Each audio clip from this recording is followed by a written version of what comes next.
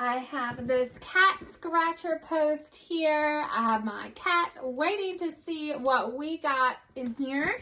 So I'm gonna open it up. This is great so your cat can relieve their frustration so they don't scratch on your furniture and have a designated place to scratch. So let's see what's in the box. I really love the packaging. It's cute. It has the little cats on it. So here we go. I opened up the box and it comes with all of these, let's see, 1, 2, 3, 4, 5 little catnips to help. Okay, so we have a pad right here, as you can see. Let's see some of the other ones. Oh, wow. It comes with so many. Okay, we got 1, 2 scratch pads.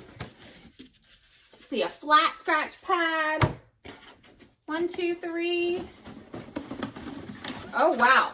5. So we have 3 flat scratch pads. And we got these kind of 2 wavy ones. Really cool. And they're double-sided on all of them. So let's take a look. So you can actually use this box too if you like and switch out the pads. You could leave the pad on the floor. Let's see if we can get my cat to come over here to see how it is. And of course you can put the little catnip on it so your cat knows it's a good, safe place to scratch.